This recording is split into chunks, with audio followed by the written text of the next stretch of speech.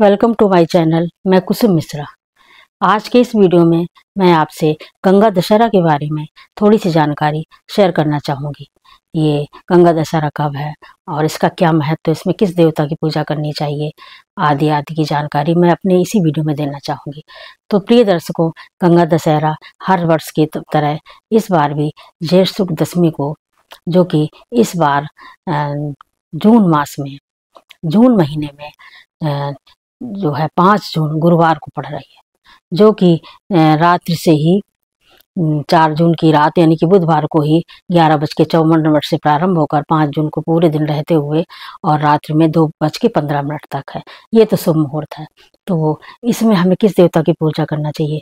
इसमें हमें गंगा जी और भगवान भोले बाबा और हमें विष्णु भगवान सभी की पूजा करना चाहिए। और साथ में हमें कोशिश करना चाहिए कि हम गंगा जी पे जाके स्नान करें।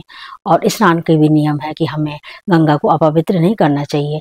और सबसे पहले भगवान गंगा जी के चरण छू करके और हमें स्वच्छ कपड़े पहन करके ही कोशिश करिएगा, घर में ही नहा के तब जाइए, वहाँ स्नान करिए और सूर्य भगवान को जल दीजिए तथा किनारे पे आकर, जैसे कि हमारी दादी नानी वगैरह करती थी कि गंगा जी के किनारे रेती से शंकर जी बना करके और वहाँ पूजा का सामान दूध फूल सब मिल जाता है, उसको लेके उनसे आपस भोले बाबा की पूजा करके दक्षिणा चढ़ा के और वहीं विसर्जित कर देना चाहिए। और थोड़ा सा दान कर देना चाहिए। दान में आप अपनी सामर्थ्य के अनुसार कुछ भी दान कर सकते हैं, जिसमें कि प्रमुख है कि जलदान और जलदान, फलदान, दूध दही जो भी आपको उपलब्ध हो, वस्त्र हैं, और अगर कोई नंगे पैर जा रहा है तो उसको आप जूते पहना दीजिए।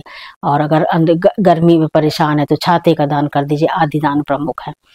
और जैसा कि सभी को मालूम है कि इस दिन हमें गंगा जी की पूजा आराधना करना चाहिए। तो गंगा जी का जो मेन मंत्र ये है कि विष्णु पदाब्ज संभूते गंगा त्रिपथगामिनी धर्म देवेत विख्याते पापम में हर जानवी। ऐसी गंगा जी से प्रार्थना करना चाहिए कि हमारे पापों को नाश कर दें। और कोशिश करना चाहिए कि इसके बाद या आगे पीछे हम पाप ना ही करें तो बेहतर होगा।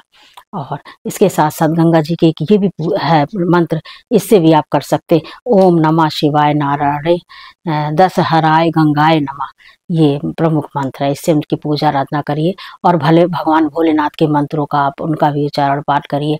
और विष्णु जी की इसलिए पूजा करना चाहिए कि सबसे पहले विष्णु जी के चरणों से निकल के ही गंगा जी ब्रह्मा जी के कमंडल में गई।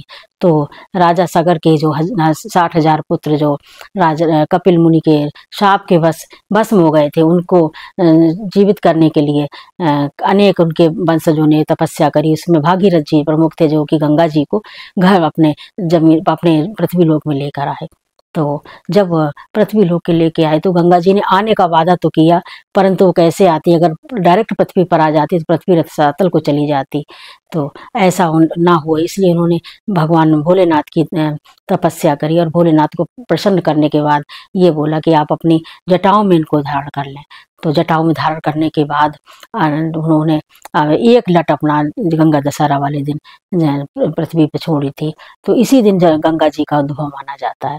तो इस दिन आप दान पुण्य करिए, पूजा आराधना करिए, किसी का दिल ना दुखाइए। और इसके साथ साथ पितरों का तर्पण अवश्य करिए, क्योंकि राजा सगर के जो पुत्र इसी दिन से जीवित हो गए थे। तो उनका तर्पण करिए, दान पुण्य करिए। और इस दिन विशेष है कि तांबे के लोटे में गंगा जल और तिल काला और कुशा और तुलसी पत्र डालकर उनको तर्पण करिए पितरों का, और उनके निमित्त दान पुण्य करिए। और गीता के 7वें अध्याय का पाठ सुनिए अथवा पढ़िए और इसका पुण्य भी अपने पूर्वजों को दे दीजिए। तो इतना सब करते रहिए, यही प्रमुख है। और इसके साथ ही हमारा वीडियो बस यहीं तक है। आपको कैसा लगा हमारे वीडियो को लाइक करिए, कमेंट करिए, शेयर करिए और सब्सक्राइब हमारे चैनल को अवश्य कर दीजिएगा। तो जय श्री राधे, धन्यवाद।